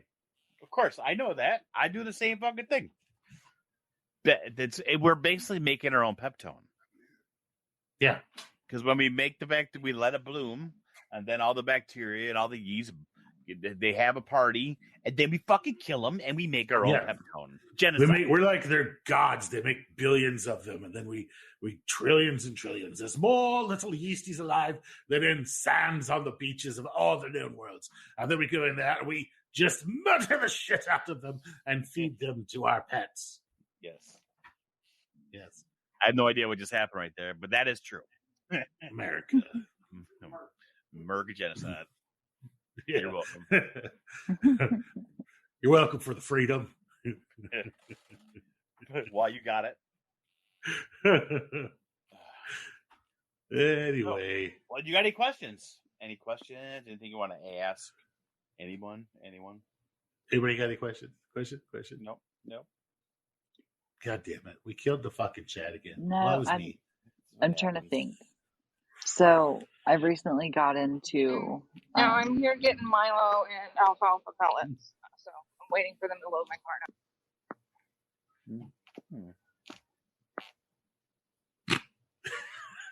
What the fuck just happened? I don't know. Did we get put on hold or something? Am I I'm right here. All right. Please hold. No. So I've recently got into making LC. And so I just went and looked, and right now I'm 1 for 4. So I think so we kind of brushed on this, but the first time I did it, I definitely believe I overcooked it and caramelized it. Yeah, caramelized the fuck out of it. It looked like unhealthy pee. Like you might want to go get checked for jaundice. Type of unhealthy. Delicious. Yay. Yeah. Yeah. So, and it was like, honestly, so I overcooked it to begin with and it caramelized. And then I think I added my sample way too soon. And I wasn't sure how to add the sample. So I just dumped in a whole agar plate. Dumb idea. So yeah, it's so bad, right? That I sat there, I did all that, looked good at first, put it on the stir plate, it was looking fine. Then after like 4 or 5 days on the stir plate, I went ahead and pulled some up in a syringe. I took it to 2 agar plates, and then I sent it to 2 pint jars of grain. What color did they turn? They had no growth, period. And it's like so much so that for an FAFO, I had a Jedi Mindfuck plate. Actually 2 of them that they were old and they were starting to pen, so I went ahead and I sent those to grain. But when I did that, the 2 grain jars, I put that in. I put it on that, and they're actually growing in it just fine. So I don't know how I managed to mess it up so bad that it literally did nothing. But so far, there's no contam, which is really odd. So you probably ended up using so much sugar that you just made it to It's where poison. it's prohibitive to grow like honey. You know. It's poisonous. Oh, okay. You've made it poisonous for fungus. Oh, well, Well, why it's is the okay. agar plate that I added? So I took the grain jar, popped in like 3 milliliters of the bad LC, right? Did nothing, but then I took the JMF plate and I popped those agar places into it, and it's growing fine. Same grain That's jar. because well, Each it's strain because- is different too. Okay. it's because like the 3 mils in a jar is nothing. So all you did was add a little bit of sugar water to the jar, and then you throw the Jedi Mindfuck plate on there, and it's gonna be fine. What's the Oh, poison? What's the poison level, Farrell? It's like 5%. Anything past 5%? Yeah, anything over 5%, and it won't. It's prohibitive for growth. So you want to stay about 2.5%. Is what you kind of want to be at, which Okay. is very little for a pint jar. That's a very small amount. You're looking at like 2 grams. But each, like I was saying, each strain though is different. So I mean, you might have one that will grow just fine at 5%, and then you'll have another one. It could be the same fucking strain, even. I mean, you could people keep saying that you can't train your mycelium. You can. You can definitely train your shit to go ahead, because if you, I'm not getting into it right now, but yes, but you'll have the same strain, because it's people. You got these stupid people out there talking shit they don't know about. But you got now I'm just mad. Hold on, I'm gonna stab something right back. But no, each strain. I mean, never mind. Well, the more domesticated a strain is, the more babying it requires. So the further you get away from what looks like a wild mushroom, the more babying it's going to require. So if it looks like a fucking mutant and something really, really cool, you're going to be working on that bitch. You got to baby that one a little bit. Like if it's like Enigma, for example, it takes forever in the perfect conditions in order to get it to actually do anything. But like you could take something like Golden Teachers and basically just look at it sideways, it's going to fruit. Right. Okay. Yeah. So the more babied it is, and the more mutations it has, those mutations are mistakes in genetic code. And certain things, it can make them massive, crazy mushrooms. It's like a dumb animal. It's like a dumb animal. Think of it like that. It's like a dumb animal. In nature, if that dumb animal doesn't know to fucking not eat a fucking rock, it's gonna die. But you got the dumbest of the gazelles is what you're basically growing when you're growing when you're growing something like what's that new one everybody freaking loves that says it's like it's a combination of everything that just grows random shit. It's albino. It's like there's a one that's like that's not it. The white rhino's not it. No, it's the one that's it grows. Sometimes it grows fins. Sometimes it grows freaking Omni. You're talking about Omni. You're talking about Omni. Yeah, like Omni. All right, that one's like it has no idea what it's doing. Right, like it actually needs a little magnesium as well in order to actually reach its potential. But it's because it's got so many mistakes in its genetic code, it can't even agree on what the hell to do with itself. Yeah, I've actually had half the plate look like Enigma and the other half regular fruits. So it's like I say, yeah. It's like so the more mistakes in genetic code, and those we intentionally use those mistakes in genetic code as humans all the freaking time. That's how we got chihuahuas from wolves, right? Like so we cause mutations on purpose, like fucking goldfish from carp. Well, we're screwing with that stuff we're screwing with it all the time, and sometimes it works out in our favor, sometimes it doesn't. But basically, it needs more babying. The more mutated it is, the more babying it needs. And things you got people like Psycho that are trying to make our fucking mushrooms glow in the dark and poison our friends. No, that's not very difficult to do. I didn't realize that, the whole CRISPR thing. I had no freaking idea. Like, it sounded good at the time, and then Farrell got into deep depth conversation about how fucked up and much of a bad idea that is. So, all right, you're cured. She's no longer the gazelle. But sparkling unicorn mushrooms did kind of sound appealing when I started, and then I've discovered that they do eat mica powder. They just don't sparkle. Yeah. You can just dust them with some mica powder. Yeah, or There's some absolutely glitter. there's absolutely no reason you can't dust your like put a little bit of like golden mica powder in a baggie and shake your mushrooms up in it. It's totally edible. Some edible Yeah. glitter or something. Listen, Yeah, if mica I powder. It's if I had totally $1 for every time I found stripper glitter in one of my bags, I can't even. You know, I had like $5. Where is this mushroom then? I Right? wonder. Exactly. I know where it's Where did going. it come from? Yeah. Time for some research, field research. What's your worst trip story here? Who are we talking to? Anybody, any of you? I'll take Like, who are you talking to? Well, okay. Let's get my Emmuhley. crazy trip story. Okay. Emmuhley, you ever done like a fucking shitload and realized? Yeah, you I want to did too hear much or her something? crazy trip story. Definitely.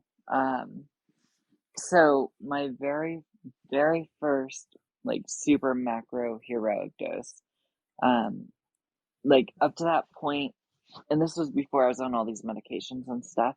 Up to that point, you know, I usually rock like an 8, maybe 4 grams at best.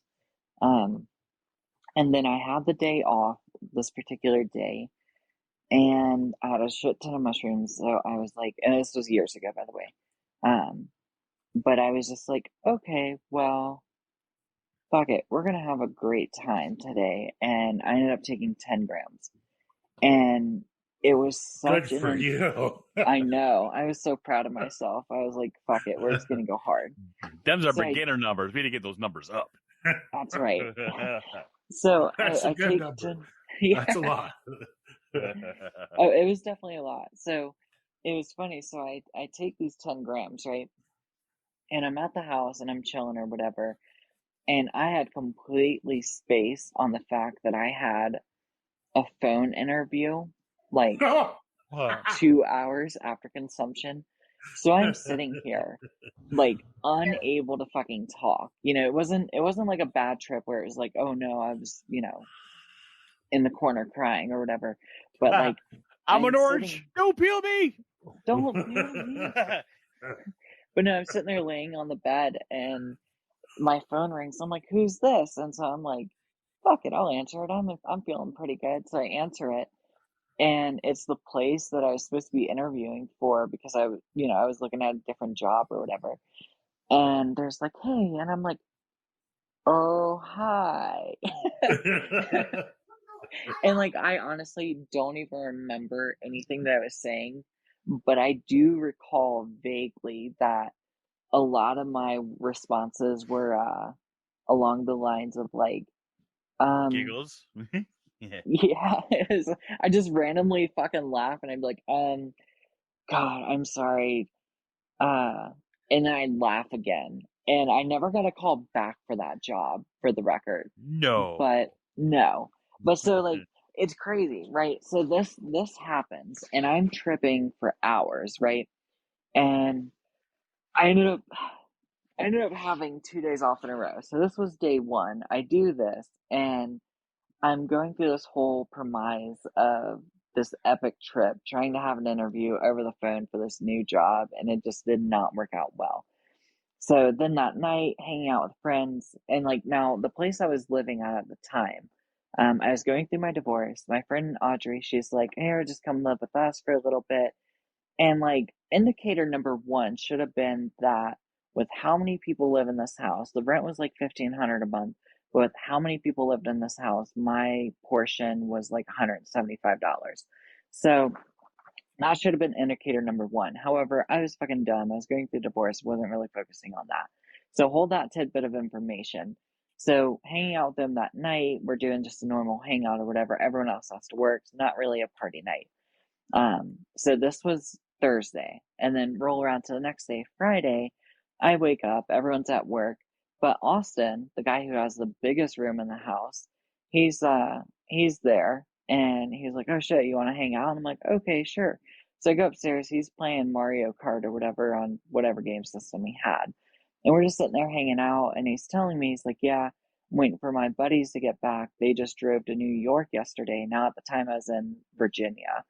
But they're like, yeah, they just drove to New York last night.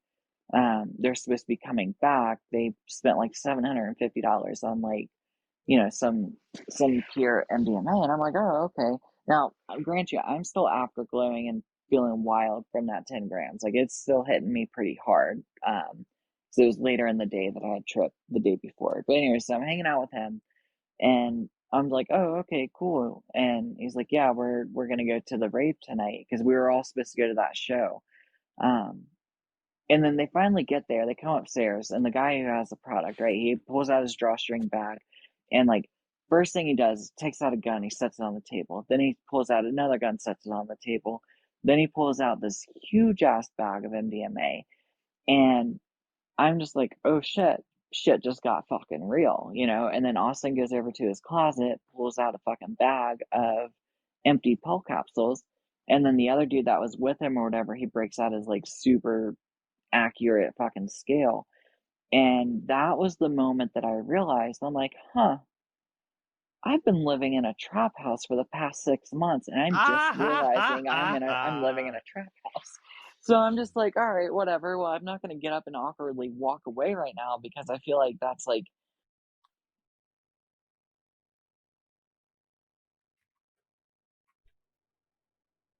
Uh-oh. Cricket noises.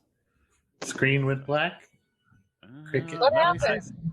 I saw Her something. screen died. I'm on the edge of my seat. I have to know what there we happened. go, there we go. I'm biting my Right. nails. Sorry, a phone call Okay. came in. Phone call came in. I had to ignore it. So, okay, so I'm like, okay, well, I can't get up right at this moment and walk out because that's definitely how you get murdered in this situation. Yeah, you're getting shot at. Yeah, so I'm like, I'm here for the ride. And the guy was just like, all right, before we do this, let's go ahead and get right so that way we stay focused and do this shit or whatever. So he pulls out a mirror, pulls out another bag, breaks out these 4 massive ass lines. I'm like, they're at least 5 inches long, right? So I'm thinking like, okay, we're about to do some cocaine. I'm cool with it, whatever. It's not my first rodeo. And so like, he does his line, his buddy does his, Austin does his, and they hand it to me and I do mine. And I sit there and I'm just like, I look at the guy and Why is my face on no, fire? I look at the guy and I'm like, look, man, I'm really not trying to sound like a bitch, and I really don't want to like, I don't want you to take this the wrong way, but whoever sold you that coke is like, you need to talk to them because that was the worst coke I've ever done in my life. And he looks at me and he's like, what? I'm like, what? And he goes, that wasn't coke. I was like, oh shit, what the fuck did I just do?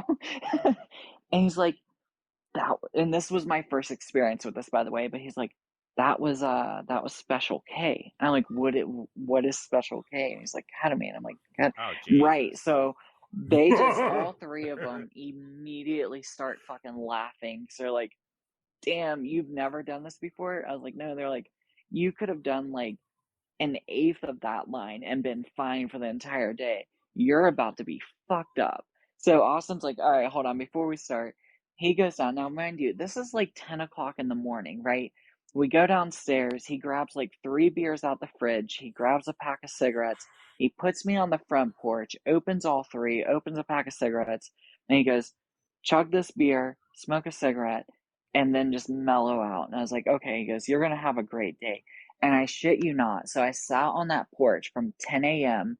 Everyone gets home from work that day, and they're like, all right, we're going to go clean up, get ready for the show. And I'm like, I think I'm just going to stay here because I was actually able to talk at that point. And so I'm like, I think I'm just going to, no, I wasn't talking at that point. I was just chilling. They all come home. It's like 5 o'clock in the afternoon. They all walk through the door. They see me out there chilling with beers and cigarettes. They're like, all right, whatever. They go inside. They shower. They clean up. They get ready. They come back out. It's like 9 o'clock at night at this point. I'm still sitting in the fucking same spot. And they're just like, have you moved at all? And I was like, no. And they're like, why? And I'm like, ketamine. And they're like, what? And then Audrey, she finally deciphers what I'm saying. She goes, oh shit, how long? And like Austin's outside at this point. And she goes, how long have you been sitting here? And Austin's like, I put her out here at like 10 a.m. It's 9 o'clock at night, right? So she's like, oh my God, you poor thing. So she gets me up, she gets me inside, she puts me on the couch, she turns on fucking Golden Girls, right? They go to this show, and I think it's like 9:30 when they finally leave. They come back at like 4 o'clock in the morning. I'm still sitting there watching Golden Girls because I still can't fucking move. It was like, it was so audacious because the whole time, like after, I think around like 2 o'clock, I'm assuming it was 2 o'clock. I don't know what time it was, but around like 2 o'clock, I was sitting there. I'm like, I want to move. I'm thinking about moving. There's a lot of things I want to go and do. I'd love just to stand up, but I cannot move. And it was like, and I was like, I wanted to close my mouth. I wanted to take a sip of beer. I wanted to smoke a cigarette. Could not do any of it. And it was just like an 18-hour K-hole. It was audacious. So that was probably, You're lucky you didn't die. yeah. And I'm thinking the same fucking thing at this point because, like, knowing what I know now, I'm just like, that. Yeah, you could have just like forgot to breathe. I'm pretty sure I did at times. Not gonna lie. Yeah. But that a little brain damage never hurt anybody. But Yeah. so that was my worst trip. Look at me, I'm just Yeah. fine. Were you normal before that, and then you developed depression afterwards? I wish I could say yes because then it would make total fucking sense. But now I was a hot mess before Yeah, that. she said it was 9-year-old when it was Yeah.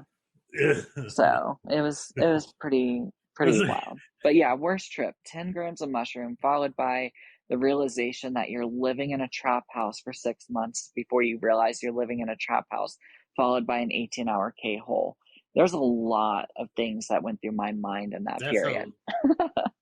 I mean, when you were sitting on the patio, at that point in time, did you notice the sneakers hanging from the power line in front of the house? So I didn't notice the sneakers, but I did notice in the part of Virginia that I was living in at that point, like in a 5-mile radius, we were, and I'm not trying to sound like this is a stereotype by any means, but it's just a low-driven poverty area. And it was well known for its crime and drug usage and all that stuff.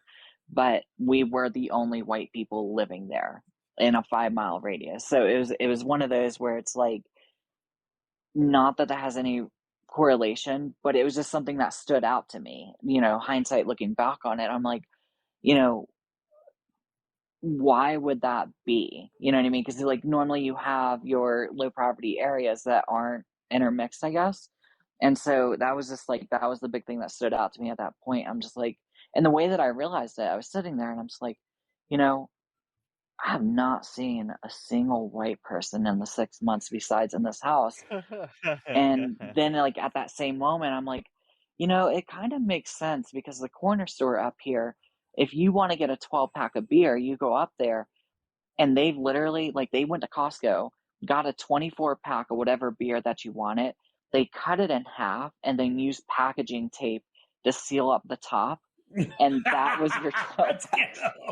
That was how you got 12 packs of beer. So. I'm dead. But I don't know. It was just that was the Deep discount. that was the pair of shoes on the telephone line for me, was the 24-pack of beers cut in half, used packaging tape, and resold as 12 packs. Okay. So I'm assuming that was the place that had the little your little roses and fucking glass pens and shit at the fucking counter with 35 different lighters. Yeah, I was gonna say behind the counter you had everything from do-rags to glass pieces to rose holders to all the different fucking lighters. Like, they even had a lighter in there that said crack lighter, and like the brand name on it was fucked up. So the brand on it was like a fucked up looking Bic lighter, like super low grade, and they literally took a sticker and it was just black lines and it made it look like a crack. The Czar boy burner. Yeah. So, and it was like, and I was like, I don't know, it was super cheap. Like all the other lighters, you know, $1, $2, whatever. This lighter was 50 fucking cents. So I was like, all right, well, I need a lighter. And I was like, fuck it, I'll get the crack It's a lighter. crack ladder. I lit that fucking thing and burned my eyebrows off. Burned your eyelids out? Yeah. So Wow, they even labeled it correctly. yes. So I wonder if someone was It's a back there crack actually adjusting the fucking thing in the back, taking the top off and moving honestly, that. I wonder if someone actually Someone's did paying that. attention. they had to be. It had to be the guy who was cutting the 24 packs and putting tape back over to sell it as 12 packs. He's like, all right, the beer's done. Let me work on these lighters now. But super cool place. I mean, the people who ran the store, super fucking chill. You could go in there. It didn't matter. Like, I think one time we were all hanging out. We went to this rave. And this one guy that was just staying with us for like 3 weeks for whatever reason, that was his thing. He like fucking got dressed up in Audrey's clothes, like complete, like dragged the fuck out, walks in that bitch at like 2:00 in the morning. Nobody bat a fucking eye. They're just like, whatever, white people do stupid shit. And that was their mentality. So they were super cool. They knew everybody by name. Like, so good people. Just maybe some. Hey, crack! You need some crack ladder. Yeah. But yeah, it was a pretty cool experience. You know, I always thought to myself growing up, like hanging out with my brother and my sister and their friends or whatever, I'm just like, damn, you know, it might be cool one day to like just know that lifestyle or whatever. And then by the time that I realized that I was in that lifestyle, I was like, fuck. And it was like after that moment, like the following day, all these different things started coming to me of like, yeah, this makes sense. How did I not see this before? And it was shit like, there's 10 of us at any given time living here. We literally have somebody renting the couch. That is their room. Like shit like that. But that's the thing is that like the house was always clean. Couch rent. Yeah, it was always clean. You know, it didn't look like shit. So it didn't stand out. Like if you were a random person on the street and you walked in there, you would never suspect that was what was going on just because of how neatly kept everything was. But it was like, huh, yeah, this does make sense because literally every night there's like 30 people over here partying and we're doing anything from smoking weed to dropping E to doing mushrooms, it's all the fucking things. And that was like every fucking night. Every Friday we'd go to the rave. What's the address? What's his address again? Yeah, right. Just DM me later. I'll email you later. Something like all right, cool. Oh god, it was something dumb. 4th First Street or some dumb shit like that. So anyways, like even the name spelled trap house, literally, you know, but but yeah, it was pretty legit. And then like the big standout point that I never, like I didn't see until after that day that I should have seen, it was anytime anybody needed drugs that lived in the house, didn't matter what it was, they literally, like the first thing they'd always ask is Austin home? And I like, up to that point, I just thought, oh, Austin is the one who knows where to get everything. Little did I know, or is it Austin's fucking closet? So, and like Austin like tripped the fuck out one day because he's like, it's such shit. You guys always want fucking drugs from me, blah, blah, blah. And it's like, I pay the most rent here, but I'm the one that's always taking care of y'all and this shit. And I'm just like, you know, me gullible as fuck. I'm like, damn, what is his problem today? Like, I had no fucking clue. So, yeah, great times. So, good experience. Definitely, I highly recommend to everybody that if you're going through some deep, dark shit, don't get addicted, but go live in a trap house for 6 months, and I promise you, you will come out a better person. Yeah, don't do that. No, don't do that. Don't do that. Don't do. Modern trap houses are nothing like trap houses back in. Oh no, absolutely not. You'll die. Yeah. You'll lose a kidney. You'll get trafficked. You'll die. Mm-hmm. Yeah. That's not. Thanks for ruining the mood, Farrell. Thanks for ruining the mood. It's not a thing in 2023, man. I've been in and out of fucking hundreds of trap houses. You do not want to live in a trap house in 2023. You're gonna die or get trafficked. They're gonna traffic that ass. Honestly, the biggest thing that would scare me about trap houses today is just with the amount of, like, you hear it all the time, fentanyl? But yeah, the amount of fentanyl. Like, I would be like me, I am an OCD fucking person when it comes to cleaning and staying clean. And that's because I have kids, right? So I have kids when they were crawlers and shit, is one of those like I was renting and I'm like, I don't know what the last tenant did to that baseboard. So like I'd always be down scrubbing baseboards. Like you would have thought that I was on fucking meth or something just with how clean I always was. But because of that, like if I went into a trap house today, my immediate response would be like, oh, let me do the dishes, let me sweep up or shit, like let me help you guys out.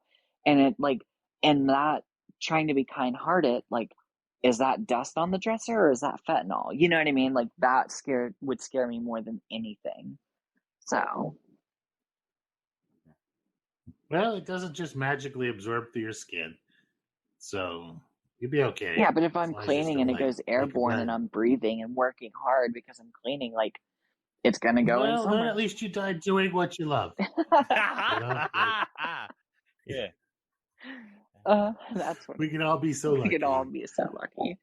Damn, how'd she die of a fentanyl overdose? She was doing what she loved. Drugs? No, she was scrubbing the toilet. If you got fentanyl in your toilet, something's really fucked up. Look, there's a reason why I have a candle that says, please don't do cocaine lines off the toilet. So, it's a candle. It's a candle. Not in the toilet seat, on the back of the toilet's fine. Yeah. Not the toilet. Look, sometimes you gotta scrub hard. I'll find the link for those candles because there's a shit ton of them. That's a fucking amazing candle. I'll send it. It's all right because Farrell sent me every time Farrell sends me something, he puts stickers on a box that says not cocaine. So I have I ordered a roll of stickers. Like you know those address stickers. Mm-hmm. It turns out that they'll put whatever the fuck you want on there, right? Yeah. So instead of ordering with addresses, I ordered them with stuff like for rectal use only or like not cocaine. And so I ordered a whole bunch of them that say just like an entire roll of address stickers because they're cheap as shit. I paid like $12 for like 500 stickers. Oh, no shit. They just all say not cocaine. That's all they say. They're just not cocaine. And I put them on random things just so that people know it's definitively not cocaine. That's awesome. Like, no reason to check this box. Yeah. It's right here. It's in writing. Literally not cocaine. Yeah. It's just definitively not cocaine. But I just put them on random things like baby powder. I take like some in my pocket and go to like the grocery store and just put them on fucking things. Cream of wheat, like fucking saltine crackers, like ground beef, just whatever. Just fucking random shit as I walk into the store. That's because they'll stick to anything. They're so sticky. I'm gonna have to order some of these stickers and like. Okay, so here's the thing. It's probably hilarious when whoever sees it at the store or it gets a letter in the mail or whatever. That's probably hilarious. But could you imagine the person at the factory who's making those? I would love to see their reaction and the conversations that take place. That's all computerized. Yeah, I imagine that somebody was like, "Dude, you guys see this? This is fucking amazing." Yeah. I would have printed off some for myself. Exactly, that's what I'm saying. Like somebody sees it and is like, "Oh, we're gonna have fun with this. We're gonna put them all around the shop." Oh yeah, I had a whole bunch of another roll that says for rectal use only, and I put it on like him and his old lady were running around doing it in fucking shitters all over town. Yeah, I was putting like fucking like on cucumbers, like pickle jars, like fucking just light bulbs, just random shit, man. Just walking through there with this roll of stickers in Walmart. It was a good time. That's awesome. Yeah. No, you had what was the sticker that you're putting on the bathroom stalls? Remember what it was? We put fucking hilarious. Bunch of them. But I've put a lot of stickers on a lot of fucking places. All right, well, okay, so since you have these great ideas, so, I saw a video a long time ago, and I thought, oh, how funny would that be if I could ever do that? But it was, somebody was picking up their mom from the airport, and they had the sign that said, welcome home from prison, even though she wasn't coming home from prison, right? And I was like, Right. you know, ever since I saw that, I'm like, oh, that'd be fucking golden if I ever pick somebody up from prison. Well, it just so happens the next time that I'm picking somebody up from the airport is actually coming from prison. And so I feel like I have to step the game up. Like I can't just say welcome home from prison. I feel like I have to have it say something extra with that. So recommendations. How about here we go. How about welcome home from prison, time for rehab? No, I would probably I'd probably do something like you know, congratulations on surviving, you know, some like the harem. No, what do you want to do? Like, what do they do over there in Afghanistan? They have like those child bride or something like that. But you see, you want to keep away from anything that says terrorist. True. Because their airport and terrorism doesn't go very well together. Who said terrorists? It's like, welcome home from prison. ISIS is here. What the fuck is that? No, I'd be like,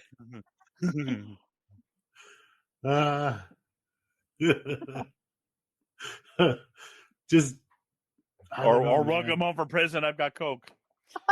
all of the ones, everything that I'd want to put on there is, you know, potential to get involved with Homeland Security. all my ideas are gonna get you arrested. At least detained. I don't want to say arrested. Yeah. At least detained. Dude, how funny would that be? You're gonna get the good old cavity search for sure. She would get out, so, get into an Uber, go to the airport, fly here, and then immediately get put in handcuffs. That actually might be a fun way to go. Just because we'd get detained. That is the worst fucking prank ever. But dude, so the last time I was going through a border check, right? Mm-hmm. And there's me and like 3 of my fucking friends, and we're fucking chill. And there's like this random fucking dude who's like super goddamn talkative, right? And we're like chill, right? We're just like, me and my buddies are just talking and bullshitting. And this dude just like, I guess we had fun stories, so he just kept getting closer and closer and closer. And then he just kept like trying to interject, and he had like nothing relevant to say, right? And we're like, yeah, it's kind of cool. Hey, you know, I was trying to like steer my buddies over here. It's like, hey, let's go over, stand over here. And he just follow us. So when it got time to go to the thing, he tried to just like be part of our group to go through border check, right? Mm-hmm. And I was like, yeah, you're not that cool, dude. We're not going to hang out with you once we get, you know, through this. You're going to do your own thing. We're going to do our own thing. He was trying to fucking bring shit with him and get into a crowd. Is that what you're saying? That's what it sounds No, like. I don't think he was. I don't think he was trying to bring anything. I think he was just lonely. But it didn't matter because I was like, they're like, you have anything to declare? I was like, I know I'm okay, but this guy here has 2 pounds and she should just wrecked him. That's too funny. He was, yeah. That guy goes like sheet fucking white and like wouldn't talk to us ever again. It was great. But yeah. He was annoying. I hate. Well, he learned his lesson. Yeah. Yeah, right? That's the one thing I hate about airplanes and airports is like you always end up getting sat next to that one person who's like, you can tell it's like their first or second time on an airplane, but they're trying to act like it's not. And it's just, you have to adapt. You have to establish dominance immediately. You gotta establish dominance on the airplane. You gotta do it. You take Just that right armrest and you stare at them. You lick your lips and you make eye contact. Exactly. If they don't leave you alone, then Or you need to lick- get up and move. or lick the fucking armrest if you're desperate enough. Yeah, dibs, shotgun.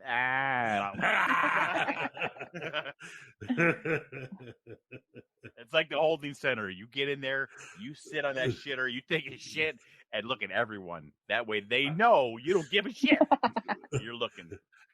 And you better make some noises too, like inappropriate noises while you're doing it too. Like, oh. I'm dying over here. Just as a heads up. It only took a... Sorry, I was going to say my headphones are about to die. So I was going to say we're we're at 114 minutes and 14 seconds in. We're Yeah, this is usually where we call them anyway. Nice. So normally at the end of these podcasts, we try to say something nice. We go around the room and everybody tries to say something, just a good feeling for the day. Well, usually we start with Deadpool as traditional. So Deadpool, go ahead. Oh, well, how about this? We'll go with the whole thing for today. How about just remember, life's pain. Anyone who says otherwise is trying to sell you something. So don't take life seriously because you're not going to get out of life. Yeah. So I wonder if, hey, he's still fucking here. He's just quiet as shit. No, he isn't. He fucking logged off and his phone logged back on accident. I bet you he's not even there. That's some bullshit. I'm scared. He's fucking still here. He's just so fucking high again. He said like 5 words this whole podcast. All right, buddy. 5 words. Mushrooms, you have to fucking say something nice because you were part of this damn thing, even though you just sat there and listened. I have to say something. I mean, I don't know. Money's worthless. Do what you love. That's about all I got for you. Hey, that's good. Okay, I like that. That's more words than you've said this whole damn time. So, all right, Emily, what do you got? Besides the always quoted geography teacher I had in 9th grade of stay away from easy women, I would have to follow that with you're not alone. There's somebody that will listen. Reach out, even though it's the hardest thing that you might have to do. Wait a second. Did you start that off with stay away from easy women? I 100% did. Oh, that ruins my whole fucking life. Oh, what the fuck? So coming from me, it's going to be nice to your friends and family. If you can, anybody can be your family. You're not just stuck with who you're genetically related to. You can pick and choose your friends to be family with. So, and some of those people that are your actual family are not as cool as the friends that you choose. So we love our listeners. As always, thank you for listening to the Fuck Around and Find Out podcast. If you want to get any sort of cultivation equipment, you can, or supplies, substrate, all sorts of fun shit. You can get it from Deadpool through our Discord. Yeah, and random unsolicited dick pics, free with every purchase. You can go ahead and get that from Deadpool. If you'd like to send us some money, we promise to use it for absolute debauchery, nothing good whatsoever. You can do that through our Venmo. Coke and hose. FAFOCult at Venmo. You could do it through our CashApp. It'll be $FAFOCult. If you'd like to send us some feedback, if you'd like to be on the show, you have any questions about anything we've talked about, you can go ahead and do that at the FAFOCult@gmail.com. Our Etsy store, we are constantly adding stuff to it. It's going to be FAFOCult.etsy.com. We had a bunch of journals and stuff that people just recently purchased, grow journals. It's pretty cool. Awesome. And once again, we love our listeners. Every sorts of stuff will be in show notes in the bottom, links that Emily talked about, stuff like that. But thank you guys for coming on. We enjoyed it. Next time, though, we are going to make motherfucking mushrooms talk. Even you, Czar. Thanks for coming. You can't just get so high you eat ice cream and chill in the background again.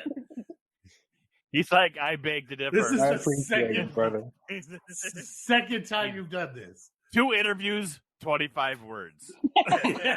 No, Emily had it covered. You know what I mean? Emily was amazing. What was I meant to say? How would I top that? Well, if you ask me, the way they would top that is have a bottom available, but you know. There you go. If you're offering. All right, guys. We love you. We love our listeners, and thank you for listening.